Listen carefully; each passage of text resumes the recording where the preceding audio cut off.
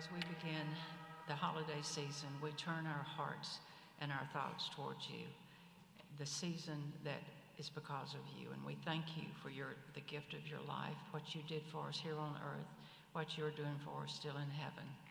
Father, we ask you to bless this meeting, to bless the lives that are before you in this room, to make this season the best season we've ever had. And it's in Jesus' name we pray. Amen. Amen. All right, please join me in the pledge. I pledge allegiance to the flag of the United States of America and to the republic for which it stands, one nation, under God, indivisible, with liberty and justice for all.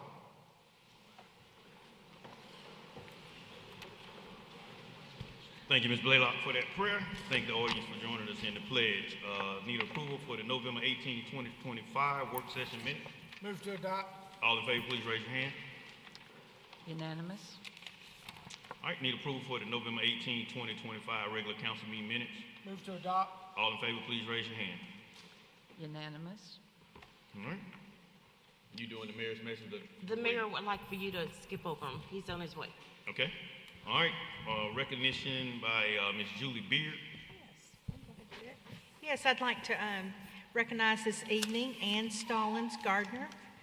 Ann Stallings is our Montgomery County Distinguished Young Women Representative this year for 2026. Going into next year, she will be in this January, she'll be at the State Distinguished Young Women down in Montgomery. Here in Montgomery, she's the daughter of Jason and Brittany Gardner, and she's joined by Mary Frank Brown and Janet Coggins. Congratulations, Ann Stallings. We're so proud of you. Congratulations. Well, Jason, would our parents please stand? Jason Gardner and his parents, will you please stand? All right. Yeah. All stand up for me. If you walk on up, we want to get a picture with you guys in front of the council. Ann Stallings is a senior at Trinity. We'd love to get a picture with her, please. Thank you. Thank you, Jason. Right here, right here. What's up, man? You snuck me. I didn't know what you did. Jason. Mary Frank, Janet, y'all come. Y'all can be in the picture. Y'all come on. Yes, sir. She said no.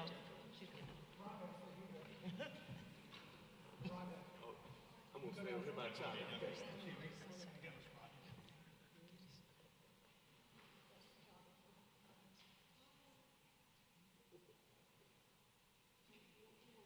Janet, come in.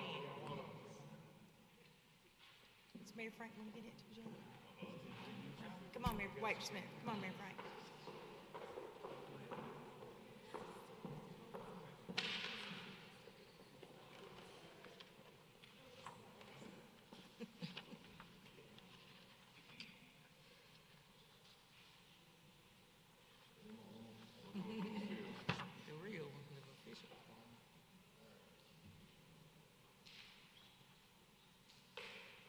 Good luck.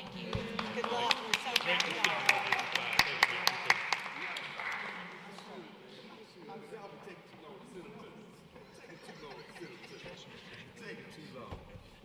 Good luck, Ann Stallings. All right, have any special committees report?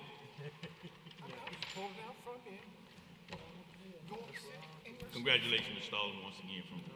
All right, any special committee to report? No, Mr. I guess not. All right.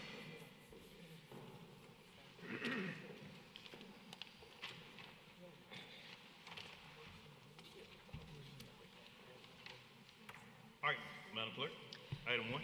Mr. President, you have before you your consent agenda items 1 through 9. All right, on the consent agenda, I think our question was answered on the question that we had in the work session, so I need a motion. Move to adopt. All in favor, please raise your hand. Unanimous. Item 10, hearing no proposed ordinance rezoning 3701 Atlanta Highway from an OT district to a B2Q district. All right. All right. We had the public hearing on this. No, sir, these are... All right. All right, this is the public hearing. Anyone like to speak on this item, please come forward.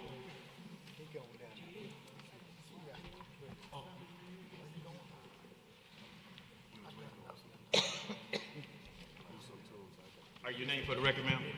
Patricia Thomas. Patricia Thomas. Patricia Thomas. You're the owner of the property? Yes. Okay.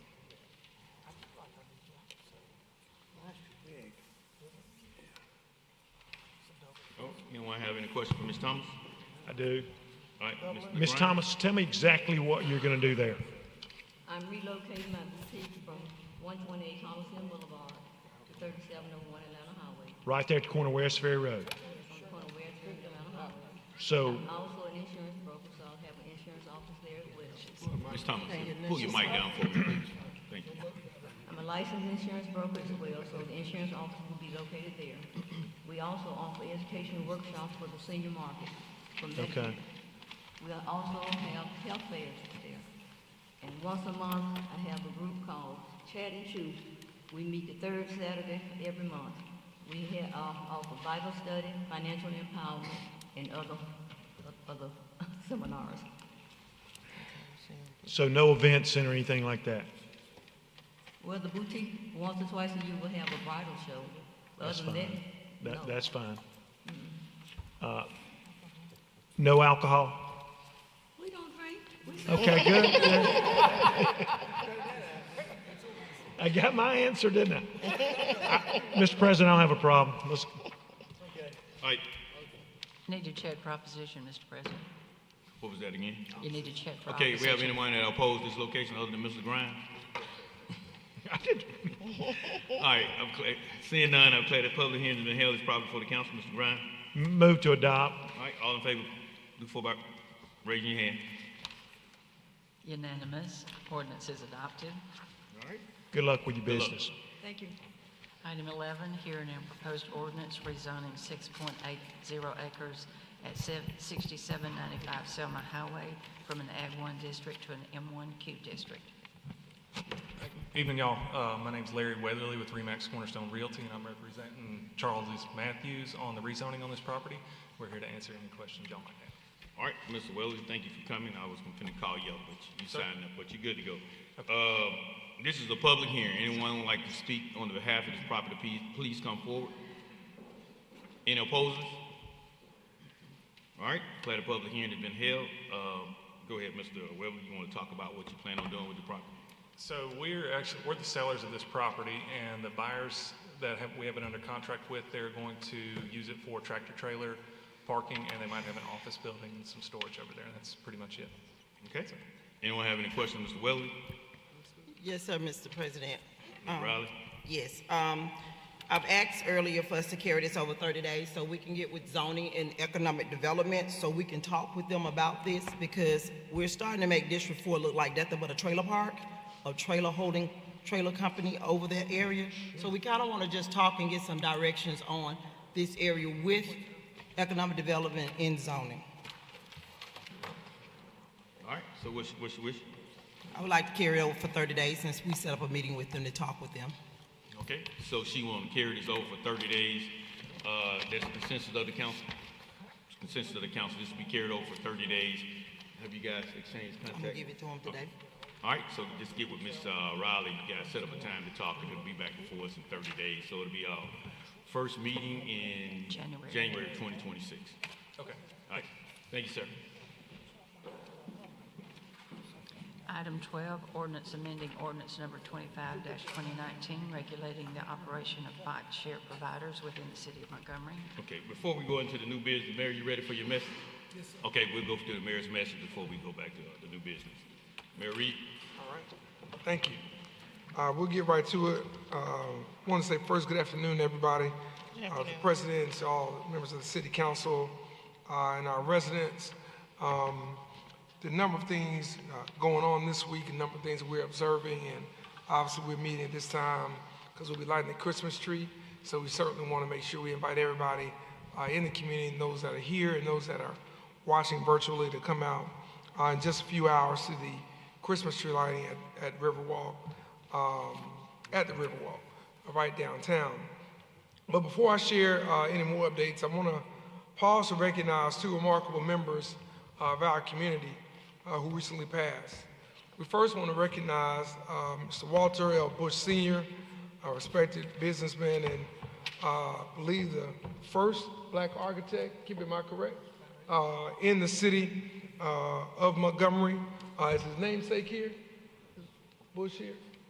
That's okay. Just wanted to make sure that we highlighted trailblazers like Mr. Bush for what they not only did, but what they continue to do in this community for so many. We have only a handful of black architects even this day licensed in Montgomery. So for someone who did this at a much more challenging time, his passing, but more importantly, the life and his contributions to the city are to be noted. And so we'll have a resolution that we'll share with the family, noting that from the city of Montgomery. We also want to recognize Ms. Althea Thomas, a revered musician, educator, and cultural impact, who served as organist at Dexter Avenue King Memorial Baptist Church for more than 60 years. She also taught in Montgomery Public Schools, taught at Alabama State University, and really was a leader in the arts in this community for many, many years. She was originally hired in 1955 by Dr. Martin Luther King Jr. There are very few people that can say that, but she was one who was hand-selected by Dr. King and continued to work at Dexter until very, very recently. So their legacies continue to inspire all of us, and certainly what they have done in this community is to be acknowledged and to be highlighted. So as we honor the lives and legacy of those who helped shape Montgomery's cultural and civic identity, we're reminded of the moments that define our city's place in history. And that brings us to marking the 70th anniversary of the Montgomery bus boycott, a defining moment in our city's and our nation's history. Last night on December 1st, Rosa Parks Day, I had the honor of welcoming guests to Montgomery. We heard an inspiring message from Ms. Tasha Brown, co-founder of Black Voters Matter, whose words reminded us of the power of courage and community. As we celebrate the holidays, we'll also reflect on a pivotal week in Montgomery's legacy, one that I've read more intensely about since becoming mayor in 2019. I've learned a lot more than I thought I knew in the years leading up to that. But at exactly 6:06 p.m. yesterday, we commemorated the moment 70 years ago when Mrs. Parks took a seat that would echo around the world. Her quiet defiance on December 1st, 1955, sparked a 381-day movement that reshaped the moral landscape of this nation. From November 29th through December the 6th, Montgomery, in partnership with our churches, youth organizations, civic leaders, and cultural institutions, is commemorating this historic milestone.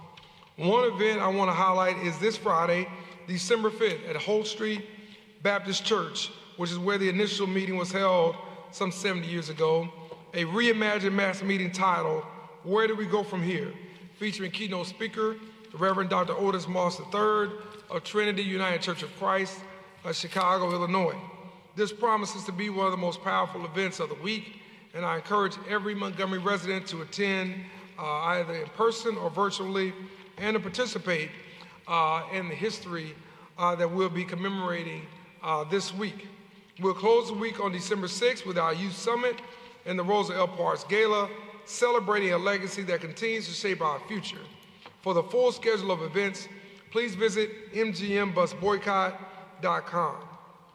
Now, thanks to a major community effort, several hundred Montgomery families enjoyed a better Thanksgiving this year than they did last year. On Saturday morning, November 22nd, cars lined up outside the Walmart on N Street for the mayor's turkey giveaway. Walmart generously provided all the turkeys. Coca-Cola contributed 2-liter beverages, and local businesses donated gift cards and vouchers. In total, more than 1,000 turkeys, beverages, and vouchers were distributed, a true testament of the power of partnership and compassion. Charlie, we've already decided that this Ann Street parking lot is not big enough, and so next year we're going to have to go across the street from Walmart on Gary Coliseum, over to the Gary Coliseum on Coliseum Boulevard to do this. So tell Christina we want to put that on the calendar right now so we can have that clear and we can give away even more turkeys next year than we did this year. And we want to thank all the city staff, all the various department members, and certainly all of the volunteers who helped us pull this together, and certainly everybody from Walmart who helped make it happen. They were really, really excited and really want to see us do it even bigger and better next year. We even already had some song requests for the DJ. So we got to add a little bit more country in there than we had this time. So that's already been noted as well. Next slide, we want to announce that the City of Montgomery has received the Certificate of Achievement in Excellence in Financial Reporting from the Government Finance Officers Association for our FY 2024 Annual Comprehensive Financial Report. This is the highest form of recognition in governmental accounting and financial reporting. It's a significant accomplishment for our city and its leadership. A special thank you to Chief Financial Officer Betty Beeville and her outstanding team for their dedication, professionalism, and commitment to transparency and excellence. This recognition would not have been possible without their hard work, and so we're grateful for all that's come about. And so Betty, we just want to say kudos to you and your team.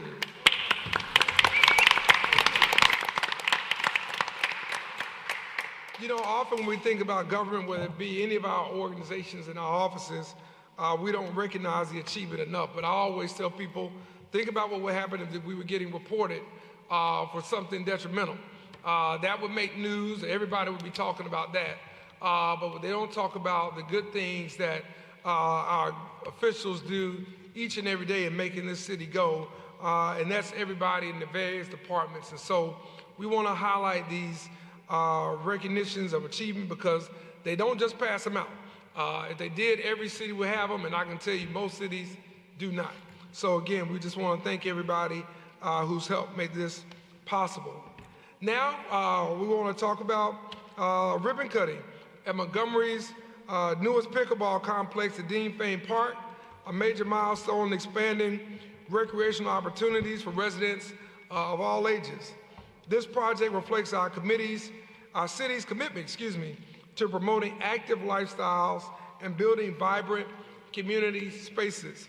Special thanks to Council members Charlie Jimwright and Ed Grimes, the Parks and Recreation Director, Brandon Dean, although he didn't tell me I was supposed to slide up to the other line. So Brandon, just know that whatever you ask me for next is no. Because I was looking bad like we were playing tennis. I didn't know we were supposed to play closer to the net, but I was quickly told that's what we were supposed to do. But quietly, I don't think Brandon knew either. So I feel a little bit better that the Parks and Recreation Director didn't know any more than I did. But we want to thank the entire Parks and Rec staff and all of the team builders and engineers who brought this to life. I will say, Charlie and Ed, I've heard from a lot of people who were really, really excited about it. We saw so many people who literally, as soon as we got through with this picture, flooded the courts. It couldn't wait for us to get off of it.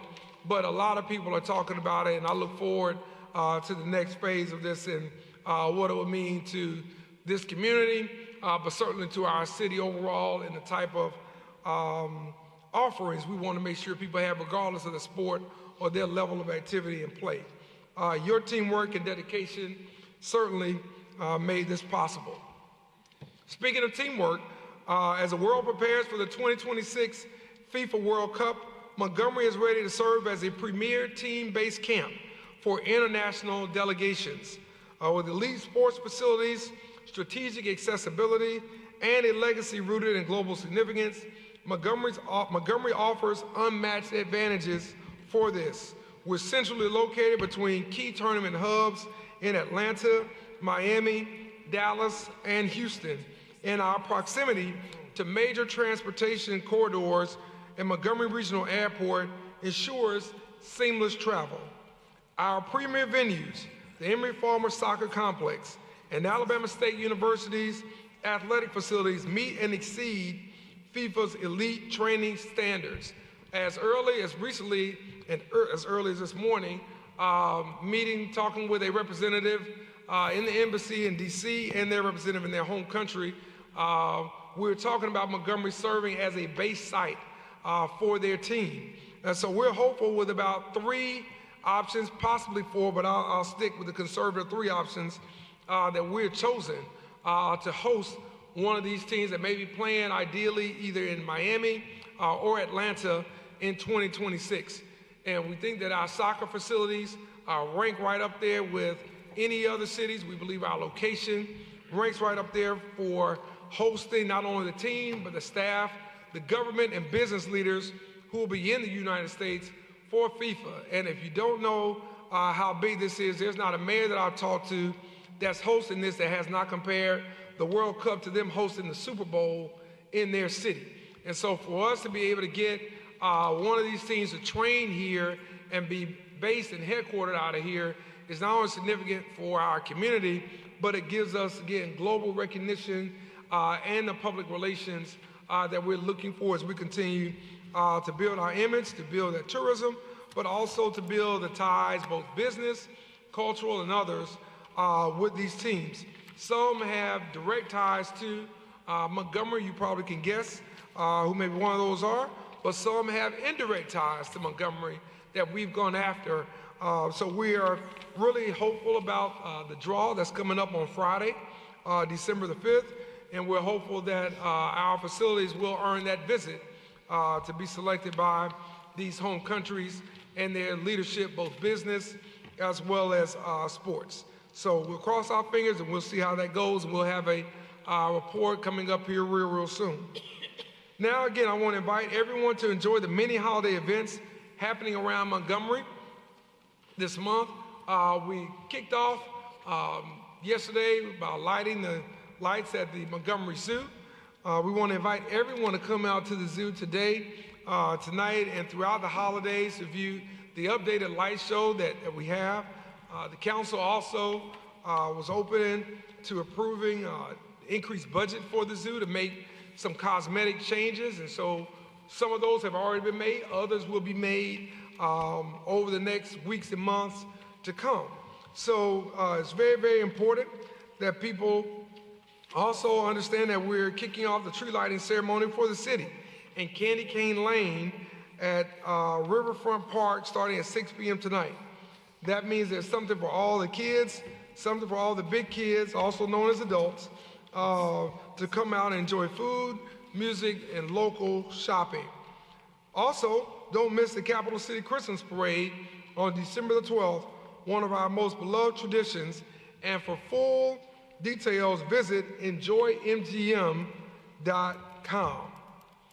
Finally, we have the 12th annual postseason bowl, now branded as the IS4S Salute to Veterans Bowl, on Tuesday, December the 16th, 2025 at Crampton Bowl. Kickoff is a little later than normal, so get a little afternoon power nap in if you need to, but be there in the stands at 8 p.m. local time, and it will be televised on ESPN. Now, they don't count you in attendance if you're watching it in your Barker Lounger at home. So we need you to be in attendance in the stands, showing off a great crowd for this IS4S Salute to Veterans Bowl. We know we're a proud great American defense community, we're a proud military community, and we're a proud veterans community. So we want to come out and support that bowl. And believe it or not, we got a great chance to host Troy, the Troy Trojans, right here in Montgomery. They just have to win, and I believe they're going to win this weekend in the Sun Belt Conference Championship against an undefeated Sun Belt team in James Madison University. So that coach is focused on his next job. Troy's coach is focused on his next win. So I got the Trojans winning Saturday and coming to Crampton Bowl on December the 16th, 2025, and that would be a great opportunity for us to have as they are currently leading the Sun Belt's Western Division. So with that said, I want to thank everybody for their time and commitment to our community.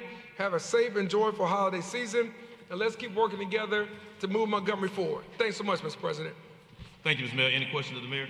Before you leave, Mr. Mayor, I want to get you to get either Mr. Robinson or Ms. Stacy to let's talk about the resolution on the Moulton Street property that we're going to talk about today. I think the council has some questions before we get this resolution before the council. So I want to give that opportunity right now at this time.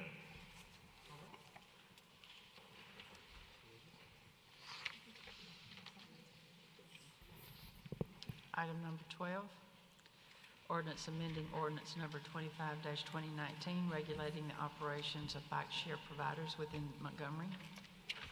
All right. Need a motion to suspend the rules? Motion to suspend the rules. Who made it? I didn't hear. They won't speak into the mic. So I don't. Did she not hear me? I'd like to make a motion to suspend the rules. Thank you. All right, have a motion to suspend the rules. All in favor, please raise your hand. Unanimous.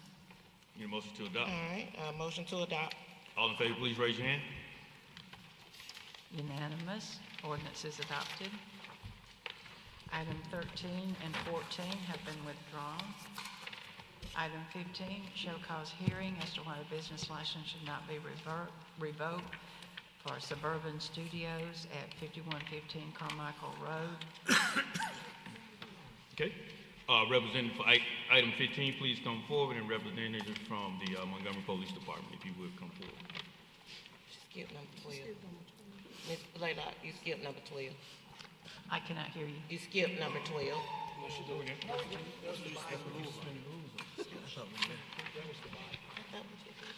Okay, come on. Your name for the record, sir? Hayden Patel. Did you get that, Ms. Blaylock? Say it one more time for me, sir. Hayden Patel. Hayden Patel. Mr. Patel. Thank you. Okay, Mr. Patel, this is a show cause hearing. I think you received notice a couple months ago about you giving reasons to this council not to revoke your license for the incidents that have happened on Carmichael Road at your suburban hotel. I'm gonna allow Chief Raybos to go ahead and talk about what your findings are and what you want to present to the council at this time. What we have found over the past year to date, is a grand total so far of 261 calls for service. I just ran that actually within the other day. That doesn't include the fire department's calls for service. I believe that last check, they had 51 of their own as well at that same location. In regards to it, we've had at least 4 shootings where subjects were shot, at least 5 other shots fired calls, and of course 15 subjects with gun calls, and that's just an example of some of the issues we've been running into. Okay. And I mean, I represent the district, and I have had several complaints and calls on that thing, and I know you guys are here tonight to talk about why we shouldn't revoke the license, but my thing is about what happened from times we're talking about in a year and the condition of the property to now. What have you done different, and why shouldn't we revoke your license? Talk to me. So first and foremost, we have begun the process of exiting our current management company, and since November, we have resumed management as an ownership with a focus on rebuilding and repairing the reputation of the property. We have installed upwards of 30 security cameras. We have added additional lighting. We have made all exit doors exit only, so you can't enter from the exterior anymore. We are in the process of installing software where you scan their IDs and like their criminal records will pop up, and so we can identify problem guests before we rent the room to them.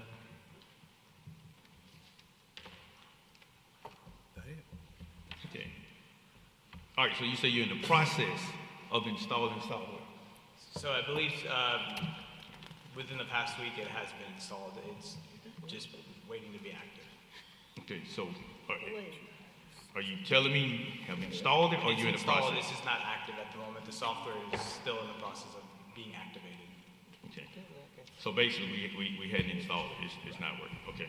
So this is my concern, and I know you guys was telling me earlier that you're not in town. You're planning on coming in and managing this property on your own. What happens so often in Montgomery, you have a lot of absentee landlords that you don't see it until it's time where you can't do business in Montgomery no more. We're investing a lot in that area. You know, we appreciate if you was running the business in a proper way. We didn't have 261 calls to pull our officers off the street, our fire department. I know the concerns that I have when I walk down Carmichael Road at that location, people walking out in the street, fighting in front of the property. You know, this is something that's been going on for years and years and years. And I'm just of the mind, if you're gonna do business in Montgomery, you just have to do it the right way. Yes, sir. And on day 10, you know, to come and talk about what the plan is going forward, I just don't see that as the proper way of how we do business in Montgomery. You know, I would love for you to do business in Montgomery, but this location has caused too many problems for me to sit as a representative for District 5 and the people in the investment in that area to say, well, I'm willing to let it go another year, another 6 months, and then next week something happened because we don't have the process in place to ensure, me or this council, that this is going to be operated in a proper manner. We have since then evicted about 35 guests, which equated to about 50% of our revenue. I would like to add that we did on 1201 Town Place Drive, we did own that Comfort Suites, which was an independent property. We invested upwards of $1.5 million into that and rebuilt the reputation of that, and that was owner operated. What location was this? It's 1201 Town Place Drive. County Place. Town Place. Okay. Mr. President, can I ask a question? Mr. Grimes? How many hotels do you guys own? Ownership combined about 20. Where you guys from? Homewood in Birmingham. Okay. So most of your hotels in Alabama? Yes, sir. In the Birmingham region. What percentage of income is paid in cash at this hotel currently? As of November, none. None? So no more cash? No, sir. So this is not really a hotel. This is like what we call a rental by week. It's an extended stay hotel. Yeah. All right, any other council, my mind is basically where I want to be with this. Any other council member have any questions before I make a recommendation? Oh, no, this is a public hearing. Anything else you got to say, Mr. Pruitt? I have a question for probably the mayor and chief and Stacy. In 261 calls, that has taken away service for any neighborhood in the city of Montgomery. And I understand people have a right to call the police and the fire department, and they should. Is there something, Stacy, that we can put in this thing where it was almost like the alarm thing at one time, if y'all remember, where the alarm went off after 5 times, we sent a $25 bill or something? Is there a number, a magic number that we can say enough is enough, and for the next call, we start fining individuals? Because what they're doing is they're taking away from Long Meadows, Green Acres, Carriage Hills, wherever, for service for this particular place. There's not. Okay. Didn't think so. Thought I'd ask. I think, let me say this, while there might not be any recourse there, I think property owners in the city of Montgomery have to be held accountable. And I think right now we are doing our job of making sure that citizens who may not have long-term housing are going into the best places. I mean, that's regulated by us. And, you know, whether that's higher fines and fees or even what we're doing here tonight, we've got to send a message that you can't be an absentee landlord in the city of Montgomery and play to the lowest common denominator. When I've been to Homewood, like downtown Homewood, our friends live in Homewood. That hotel wouldn't be in Homewood, period. That extended stay would not be there, would not have been managed that way, would never exist in that manner. And we have to make sure that as people from Auburn or Huntsville or Homewood or Vestavia, anywhere else that are doing things here, that they do it here the same way they would do it where they live. And if not, they need to pay the price for that. And we've got to make sure, if it's not, Councillor, how you mentioned with the amount of calls, then there are other steps that we can take and we should take should this business license be allowed to move forward. But it's a privilege to have a business license in Montgomery, and I think too many people treat it as a right, and it ain't no right. And so, you know, it's a privilege to have that. And if you can't conduct business the way in a major corridor like we have here, in a way that is commensurate with where we view the city, then you probably shouldn't do business in the city. What Chief Grayboy just mentioned, is 200 too many. I've been out there to the property on one of those calls. Unfortunately, it was a homicide call. People were scared. There were people who had said there was illegal activity going on. And there were people who had said they had brought it to management. Management said they brought it to the ownership. That's a problem. And so we just need to make sure our bar is high for people who are doing any kind of business in the city. But I certainly think when it comes to the hospitality business, we may have to encourage and try to really motivate some of the property owners to do what's right and to do what they would want done where they live. All right, thank you, Mr. Mayor. And I know how important Exit 6 is in the city of Montgomery. When we see coming into the city, Exit 6 can be valuable when we look at it, if you're operating in a proper manner. And you're not the only one on Exit 6. We got some other problems out there. But with the amount of investigation and the work that this police department and city staff is putting in this, I have no other choice but, well, I got to close the hearing first before I make my recommendation. You have anything else you need to say, Mr. Patel? No, sir. Okay, thank you. All right, I declare the public hearing has been held. It's proper for the council. I need to pass it.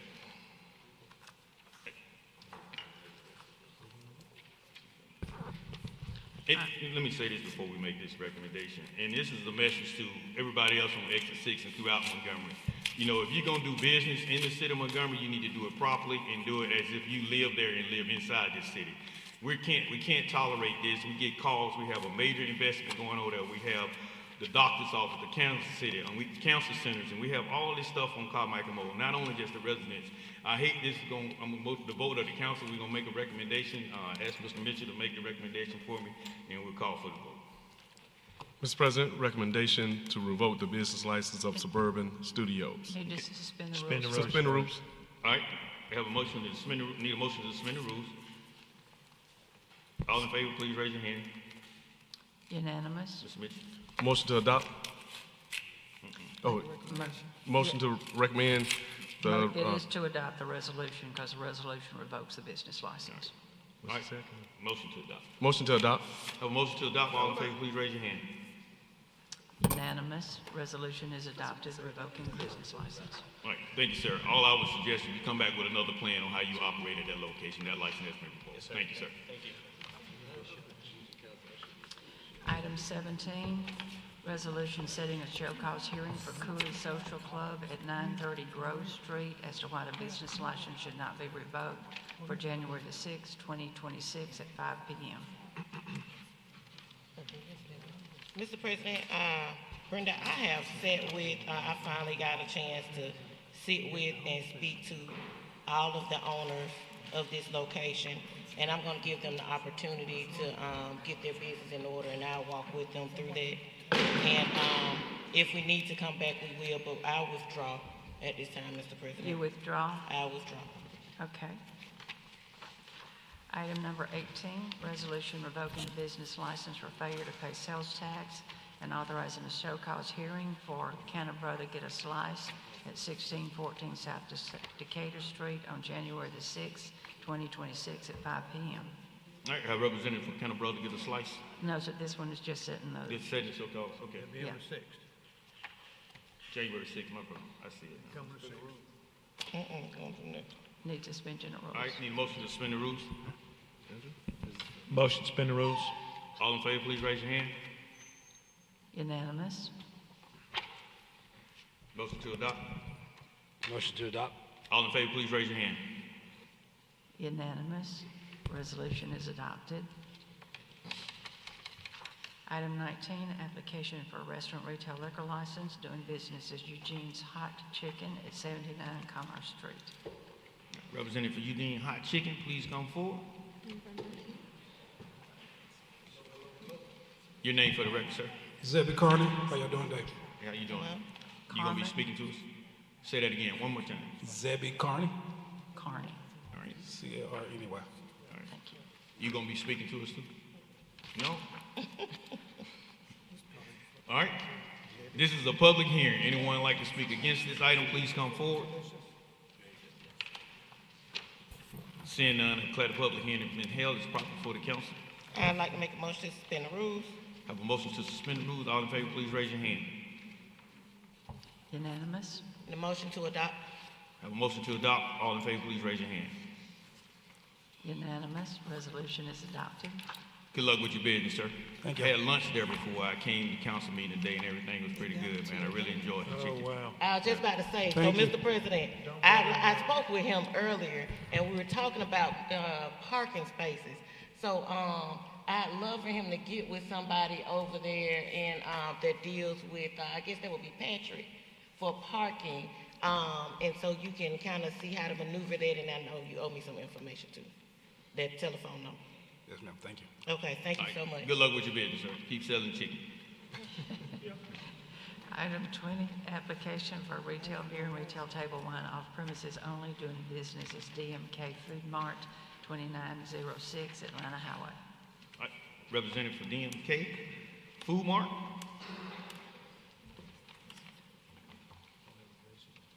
Your name for the record? Raj Kumar Patel. Okay. Okay. You gonna be the only one speaking? Okay, sir. All right, this is a public hearing. Anyone like to speak against this item, please come forward. Seeing none, declare the public hearing has been held. It's properly before the council. Hold on, Mr. President. Sir, we understand, do you have a business license, a current business license now? So we had applied for the permits, and we took care of all the permits that came in today for the inspections. See anybody? Here we go. Hey, have someone from the license, please come forward. There you go. All right, what we got? Well, we went out to the location today because we were informed that they were operating without a health food permit. And upon getting there, we found out that they did not have the current business license. They were still operating on the previous owner. They had about 5 days to let us know about a transfer of ownership, which they failed to do, so we closed the business until they get into compliance. So they're not in compliance?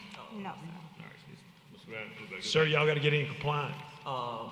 Council, we got the food permit, and we also have a building permit, which we applied for on the 11th of 21st, 2025. Okay, you have to get your business license. So you have your certificate of occupancy? The CO? Yes, ma'am. You do? You need So, to Mr. Patel, you need to just go to business license and purchase your business license. You can't do business under the old business license anymore. You only had 5 days to do that, so you need to go get with them, find out when you need to pay for your business license. Correct. All right. So what's your will, Mr. Grimes? You want to pass it and continue that they get the business license, or you want to carry it over? So we got to have the business license. Talk with these ladies right here and see if you can get it worked out. You want to bring it back up at the end? Yeah, go talk to them, and if we can get a compromise, we'll bring it back up at the end. Good point, Glenn. All right. Item 21, application for retail beer and retail table wine off premises only, doing business as 701 Food Mart at 2906 East South Boulevard. Oh, okay. Your name for the record, sir? Vimal Kumar Patel. Okay. All right, this is the public hearing. Anyone like to speak against this item, please come forward. Seeing none, declare the public hearing has been held. It's properly before the council. Motion to suspend the rules. Have a motion to suspend the rules. All in favor, please raise your hand.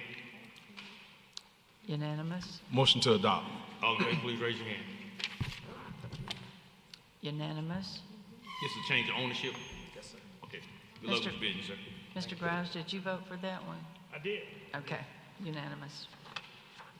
Item 22, application for retail beer and retail table wine off premises only, doing business as Z-Tech Chantilly Food Mart at 10251 Chantilly Parkway. And we have approval of all parties involved. I finally got the approval from the county commissioner. All right. Representative for Z-Tech Chantilly.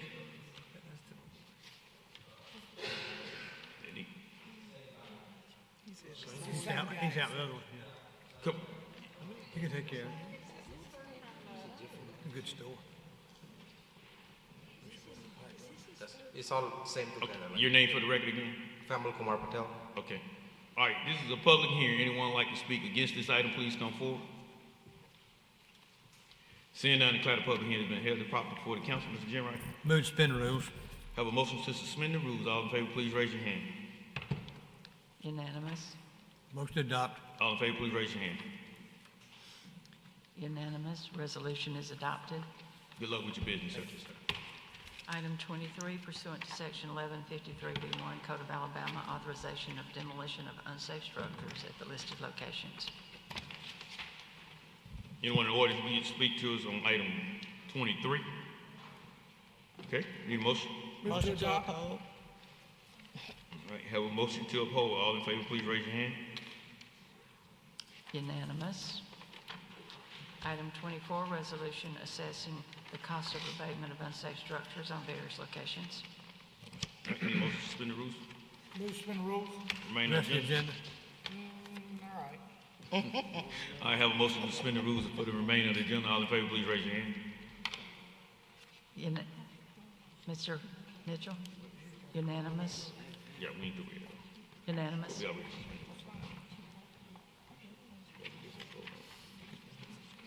All right.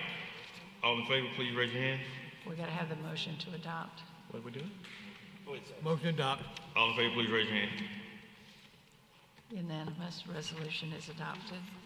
Item 25, resolution declaring, authorizing, and assessing cost of abatement of public nuisances on various lots. Motion to adopt. All in favor, please raise your hand. Unanimous. Resolution is adopted. All right, council. I passed out a resolution. You can get it in the record, or we can vote it up or down tonight. And it's on the 475 Moulton Street property. Mayor Reed, or if you have someone that can come talk to the council, they have some questions about the purchase agreement. Thank you. Yes, thank you, Mr. President. May I ask Frank Robinson, our Economic Development Director, to come and add any additional details that I'll leave out, but I think I've got it covered. The resolution that's before you is regarding the purchase of, I think, 425 and 475. Is that Moulton Street? Yes. And it is the property that will be utilized for development, as we have previously discussed, for downtown purposes. The current agreement is to reimburse for bond proceeds. Basically, this is us reimbursing up front money that will be repaid as we go to the bond market. So we'll come back to the city. You got about $250,000 in developmental fees, which is par for the course for a project of this revenue. Another $250 in professional services fees, which includes surveys, environmental, legal, closing costs, and title. This is a great deal, great opportunity for the city of Montgomery. It'll benefit the region, even those who live outside the city. We're grateful to have a development partner like Farpoint, who was able to negotiate this price down $2 million. And for us, it doesn't typically happen when the city comes. Everybody sees money bags when the city is at the table. But we're glad they were able to negotiate that price down for property that's been sitting there for several years. We're not in the best position time-wise, because in order for this to move forward, they need to close by the 11th of December. And if we don't do it, they have to cover another $100K, and they aren't willing to do that. And I can understand not wanting to put another $100K in to cover that. So the city has to close by the 27th, but they need to be able to sign off on this by the 11th. So that's my overview, but I'm open to take any questions that anyone may have at this time. I mean, that's awful tight for us to be pushed in that corner to close that quickly on a piece of property that's been vacant for quite some time. I just wonder why we're going now on this, because we spent almost $100,000 on a survey to figure out if this project will work, period. And that project has not come back, or that survey has not come back to my knowledge. And what's the status of that survey that's being run? We got almost $100,000 being spent on that, and we're going and buying the property before we even have results of that. Good question, Councillor. The survey is happening now, but the survey and kind of what you're talking about doesn't preclude the property. The property is what's key here, because no matter if the survey is coming back that for a potential convention center, that property is key to unlocking the economic prosperity of all of downtown and the region, actually. And so what we do with that property afterwards, we'll see.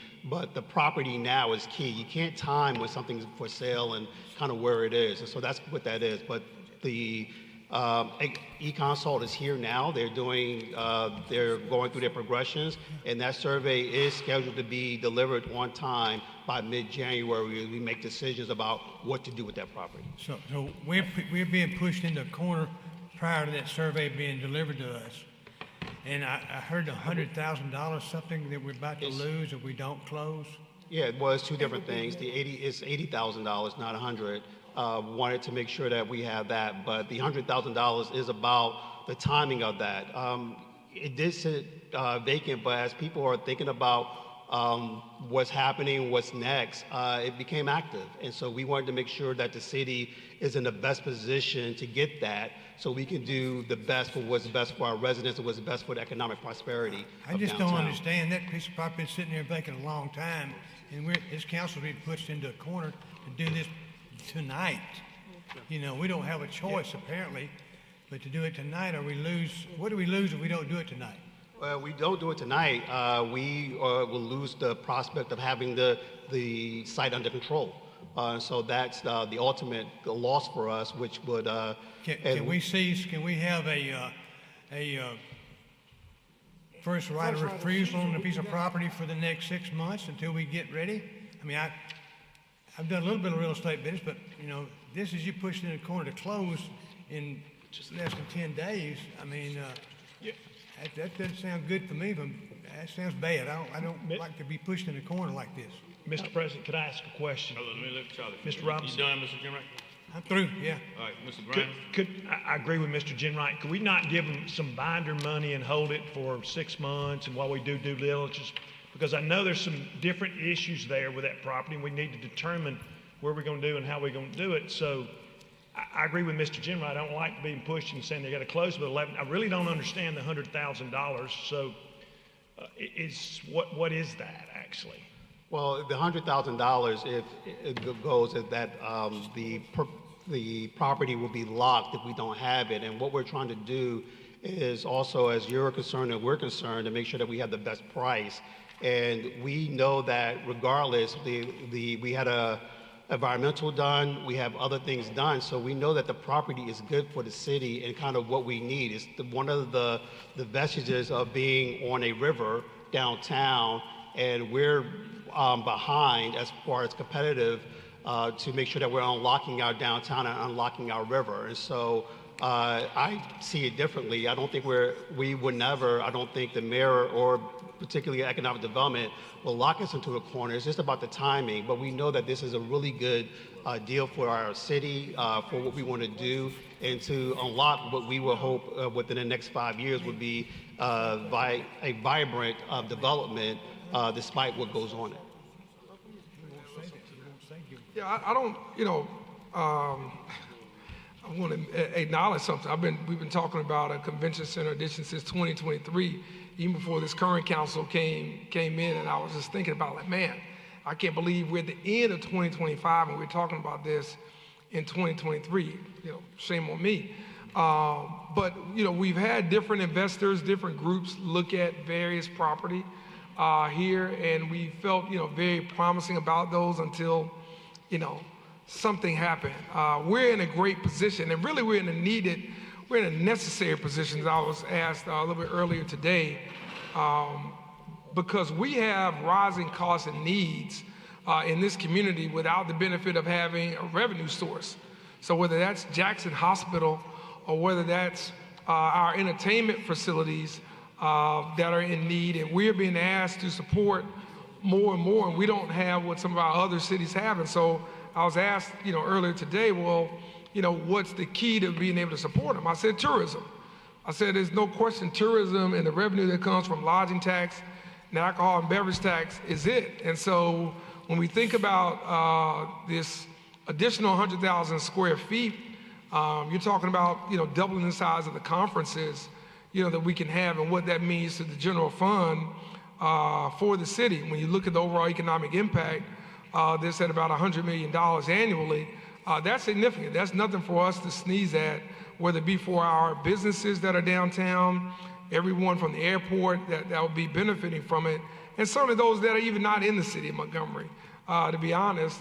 But I think for us, when we got this developer, we were able to kind of do some better checks and balances than maybe we did in 23 and maybe we did even in 24 to really find out their commitment, their capital stack, probably emphasis on capital stack, and what they were able to do. So as they negotiated, on property that they liked better than I liked it, but that's why I'm not in development. I don't know what I'm doing.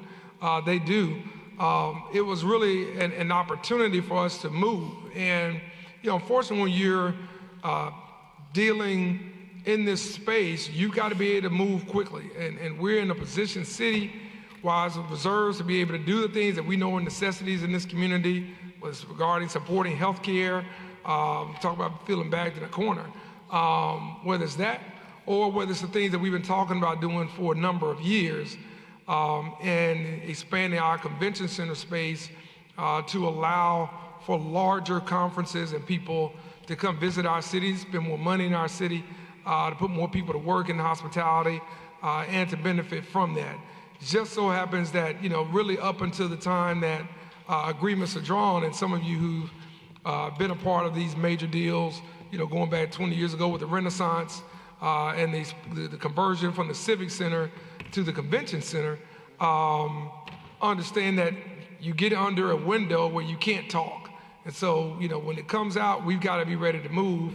And, I think that we've done all the checks and balances, not just me, but those who've been in this space in Montgomery and in other parts of our state, to feel like this is a good partnership to have. And so I think it's incumbent for us to know it's not our desire to push the council any more than I want to be pushing the corner by any entity into a limited amount of time. It's just legally, when you deal with some of these development agreements, I can't talk about it until people are ready to talk about it and they're ready to execute legally that transaction. And we don't want to lose a big fish that we have on the hook that's ready to take that property off our hands, Charlotte, to your point, at a reduced price, when we've had a lot of people who I think had genuine interest, did not have the capital stack, did not have the capability to do what was needed, asked more of the city than they should have, which is why it never came to the council for a vote, because it was stopped upstairs, and it was stopped by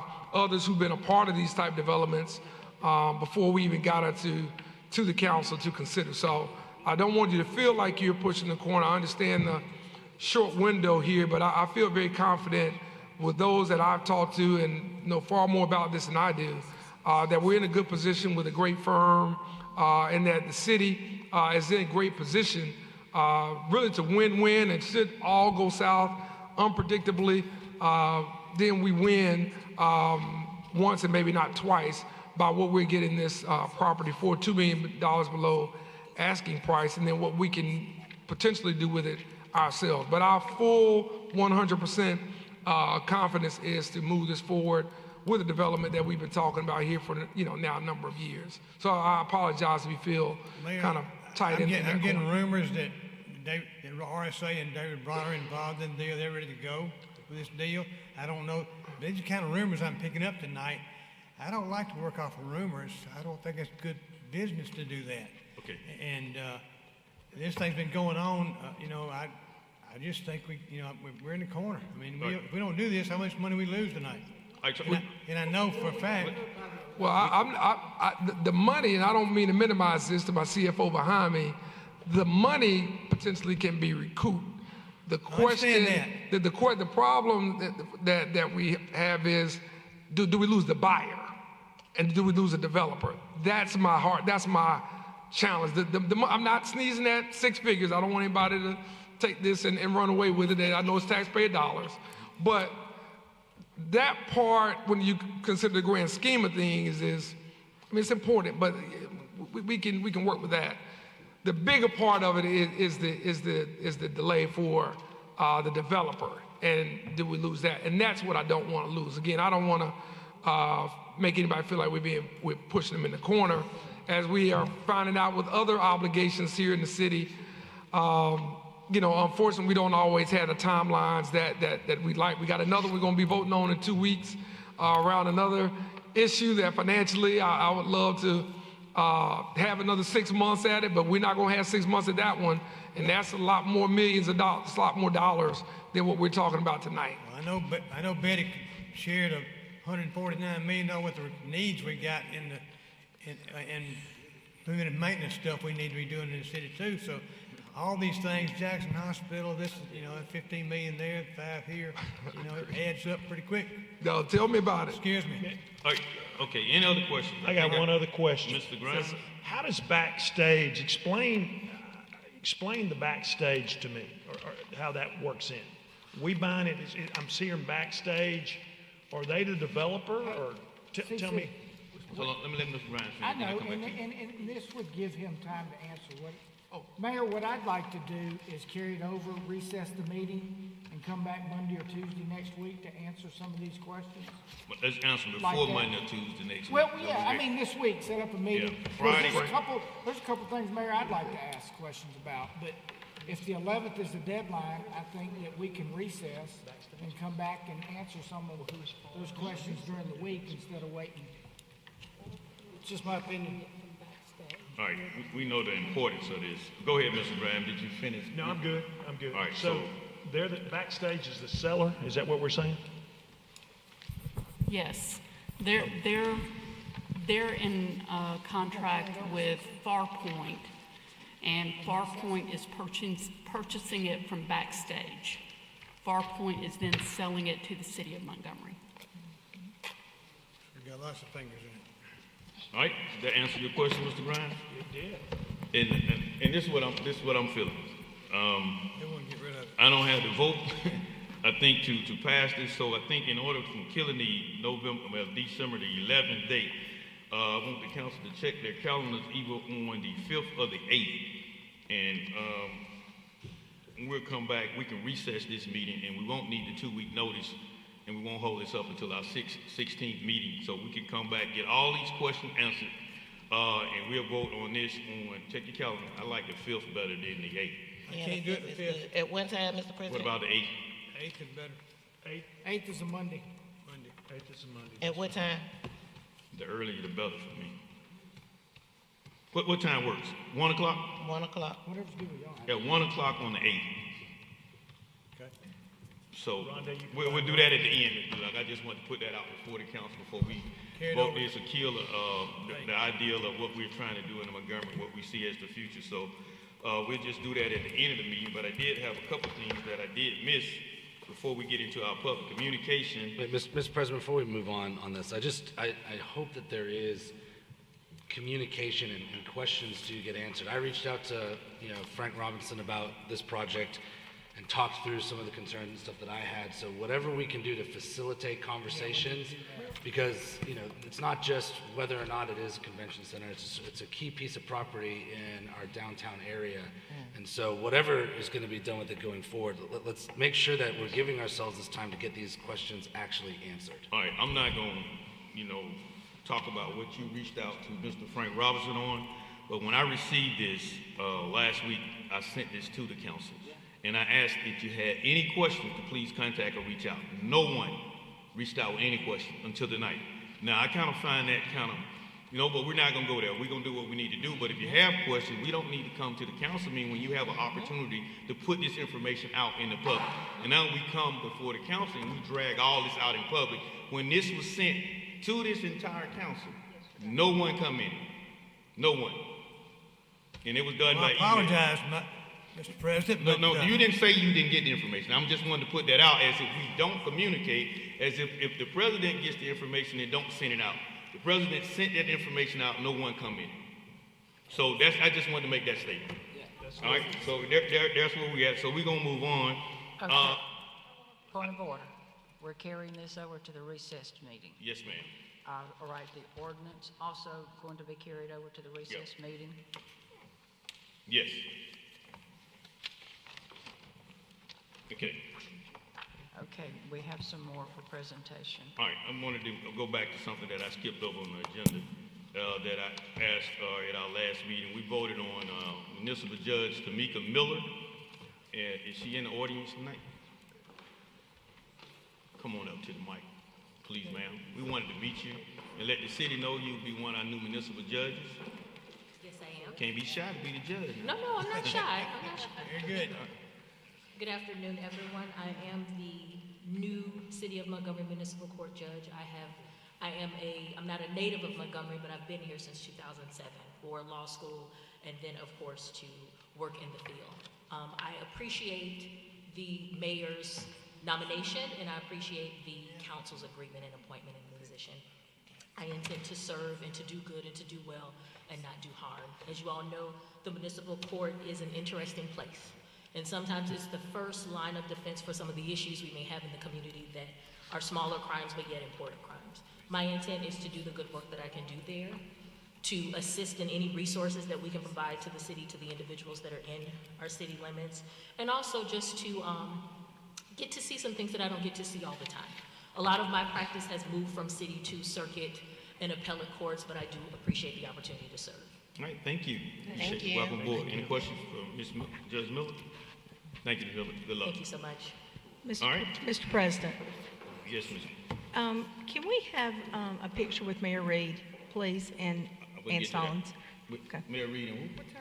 And The Stallings Gardner. distinguished young woman. Distinguished young woman. Yeah, woman. we'll do that. We'll Yeah, do the that mayor. in a minute. Yes, please. Thank you. All right, I wanted to also announce, in 1975, the legislators formed the council and mayor form of government in the city of Montgomery. So we celebrate 50 years this year, and we're looking to kick off this celebration on December the 19th, 2025 at 129 Coosa Street. So if you're available to come out and celebrate with this council, I think we only had one member that was here in 75. And that's Charles Jim Wright. But I say that jokingly, but Mr. Jim Wright shared something with me that he was a part of the, you want to share that story, Mr. Jim Wright? Because you know it a little better than I do. About the city council? Yes. I am old, folks. When I was president of Cap City JCs in 1974, I wrote an article on the back page of the Montgomery Advertiser endorsing the city council for Montgomery to change the city council. And now, 50 years later, I'm on the council. But kind of ironic, I had no idea at the time that I was doing it, but and back in those days, Montgomery Advertiser had great circulation, okay? So they wouldn't be selling that building tonight if that was, if the advertising like it was back then. But anyway, very interesting that it happened that I was involved in, because some of the people that were involved, Jim Robinson, the mayor at the time, he was involved.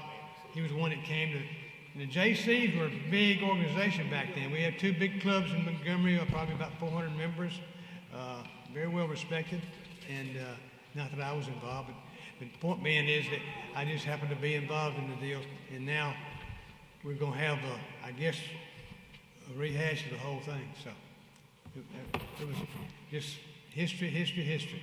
Can I jump in on that? Jump in. Just want to say to all the council members and to the city, I think it's important for us to acknowledge that and to recognize that that wasn't an easy move at that time for Mayor Robinson to make. There was a lot of pushback. Montgomery had a mayor commission form of government, and I think what I've read and certainly learned is that there was a lot of support for it, certainly across the community. There were a lot of people who were concerned about going to this form of government, and it wasn't that long ago, that it happened. So we want the community to know the history, but also to appreciate everyone who served on the council, everybody who has given of their time, their family's time, to serve from 1975 all the way to 2025. There is no such thing as a part-time councilman. You're always on. The family is always on. And, you know, I think it's one of those things that we just kind of think things just happen. And so, you know, we got this documentary that hopefully Charlie has spoken with you and sat down with you, certainly our president, Calhoun, and former mayors and former council members to kind of talk about the whole shift, and even some business leaders here. And I just think it's something to really capture the history of what went into that, and certainly how Montgomery has evolved since that time. So, you know, sometimes the public kind of sees the back and forth, the sausage being made about government, but it's also good to know that community leaders came together to change things here for the better and for the growth of the city. And we wanted that documented. We wanted people like yourself to tell their stories. They're involved both as civic leaders, now elected officials, and others who played a part in that process. And I think some other names were given to the directors. So I think he's trying to catch up with a few more people to stitch this together. But nonetheless, we'll have a good time, Mr. President, in just a couple of weeks. And it may not be the final edit, because there may be a few people that we still want to sit down and kind of capture this for future. But it'll be a good edit, I think, and it'll be one that we hope everybody who served this city and worked in this city as an employee or whatever capacity can appreciate as they see it, you know, over these next few weeks and months. So thank you for that story, Charlie, and thank everybody for sitting down with them and talking about it. All right. That's November the 19th, 2020. December the 19th, 2025. All right. All right, Madam Clerk. Which one you want to take first, Ms. Johnson? The ordinance 27, 2021. Venue 19. What now? Venue 19. Venture not.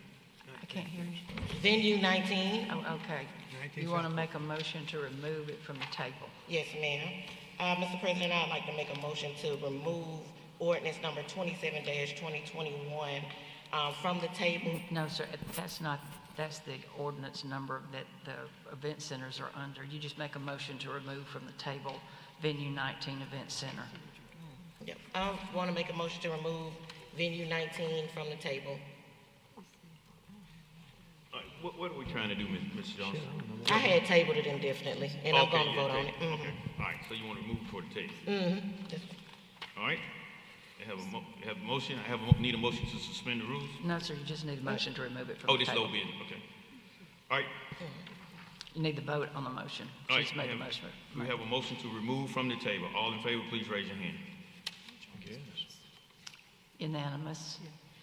And I'd like to go ahead and approve their request for, Event Center. For the event center business license.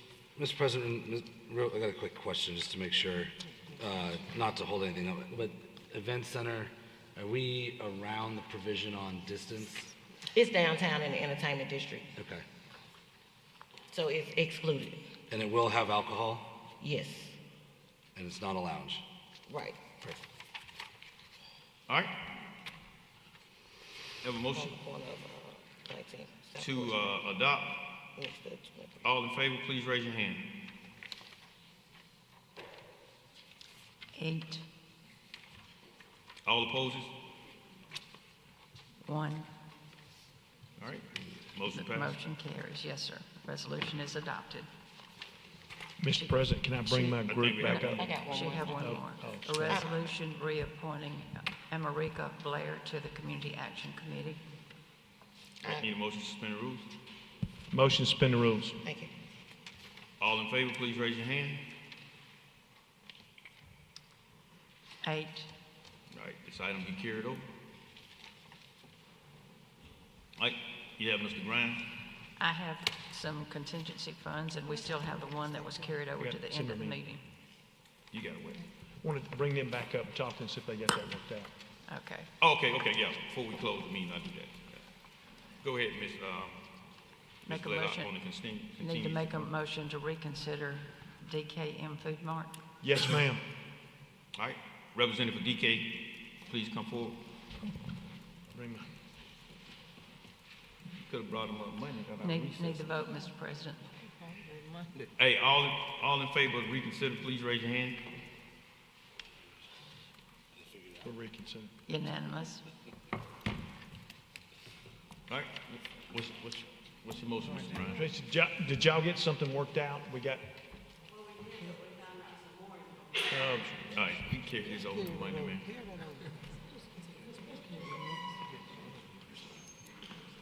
One of the examiners went out to the location on Atlanta Highway, and they up and running. They were supposed to be closed. They're open now? Yeah, wide open. So what's the consequences? I'm sorry? What are the consequences right now? Your location on Atlanta Highway. The examiner just went out there. She took pictures. She went inside. And went inside. Okay, all right, sir, they're saying that you're open. Are you open or not? We were not open, but we had inspectors coming in and out, so the doors might have been open, but every customer who has walked in, we have told them that we're closed for today. We have a sign on the door that says closed for today. Closed for the day or closed? Well, we said, we just put closed for today, just for today, because we didn't know what was going on when they come to shut us down. We're gonna be meeting on the 8th, you wanna just carry this over till we can get this rectified? They're pending fire in order to get their CO to get their license. Ma'am? They're pending fire. So we don't have the fire inspection yet? No, they haven't come out yet. All right, let's carry this over. Where we'll meet on the 8th? Yes, 8th. We'll carry it over to the 8th. So you fire, because you can't get a license to get the fire done. So you can't get a CO. Is that the consensus of the council? Right. Okay. All right, this Senator Council will carry this over to the December 8th. Okay, council, I do have one contingency fund for you for District 6, 2,500 to Quiet Storm. All right, any other members? Mr. President, I want to do $1,000 to PALS. To PALS? Yes, ma'am. Okay. Mr. President, 4,100 to Clean City Commission. Okay. Anybody else? Mr. President. Yes, I'm going to do 1,000 to MPD for their bonfire public safety event, and $1,000 to PALS. All right, did we get that bonfire approved through Montgomery Fire and Rescue? I don't know, they got a picture of it, though. Ms. Barnes? Here's a picture. No. I don't see no approval on here that has been approved by Fire and Rescue. Ms. Blaylock, I'd like to do 1,000 for the bonfire also. To MPD? Yes, ma'am.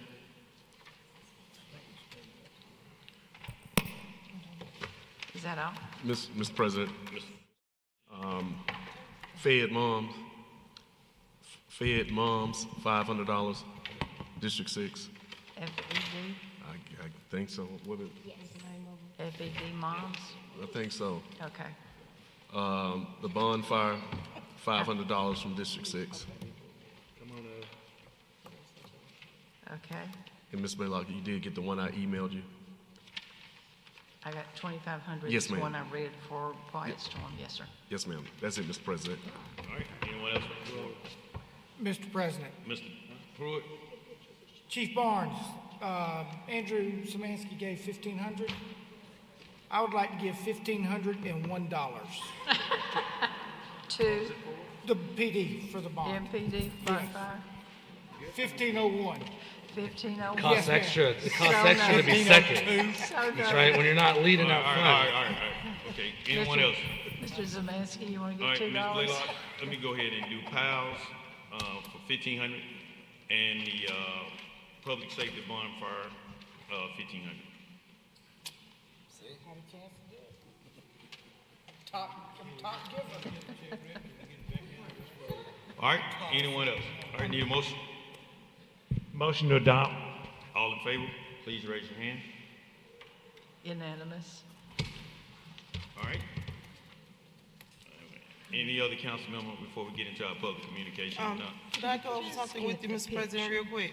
I want to do a review on Sherwood Apartments and also Rosa Park Place on Wait a minute, Rosa Park Avenue. Sherwood Apartments and Yes. Rosa L. Parks Yes, ma'am, Place. Place. Yes, ma'am. Okay, just a review. Yes, ma'am. Is there specific charges? that- For unsafe environment for the tenants. As in, i.e., is there Yes, ma'am. no heat? Did you? No heat as well. Yes, ma'am. And we need to be a little more specific with them, that's why I was asking. Yes, ma'am. Okay. And also, Mr. President, I want to ask a question. I know I have in front of me a list of all the 501c3s that we deal with. I was wondering if we can get them category of those who are working with children, who are also working with the youth department area, the mental health, and the ones that are dealing with the adults and senior citizens, because we have so many 501c3s that come down here and ask us for so much that we need to know what category they fall in and what they're doing and how they're addressing the community and helping our Office of Violence Prevention. If they're working with the youth, I think they should be working with Office Prevention as well to make sure that we're categorizing the right people in the right places for our adults, our mental health, our schools area, so we'll know exactly how we can look at them and know exactly what they're doing into our community. Okay. Okay, that's going to take a little time because we're going to have to call them individually and work through the list. So Yes, ma'am. It won't be by the next meeting. Yes, ma'am. Okay. I'm gonna think about that, Ms. Blaylock. I might put that in a committee that she serve on and let them do the work. That's fine. I just think that we need to have an understanding. I appreciate you. Thank you. All right, at this time, I want to call Ms. Ann Starling back up. I think the mayor was out on that picture, on the group picture. And Here we we're go, gonna Mayor. get you back up. Mayor. We're gonna leave your daddy out this one. You can come up, the family can come up. We'll take one with her and you guys can come back up again. Mayor Reed.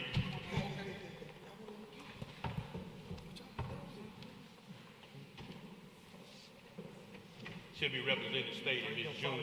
Distinguished. Junior. Yes. This is Sam. Oh, Brittany, Jason.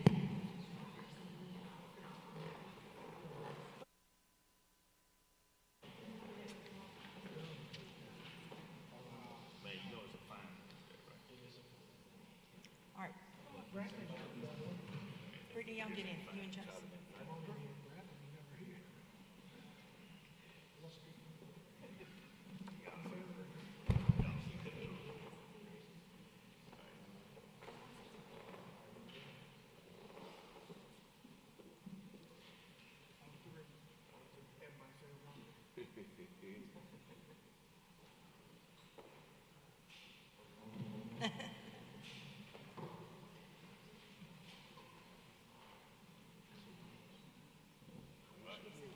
Good luck. Good luck. Thank you.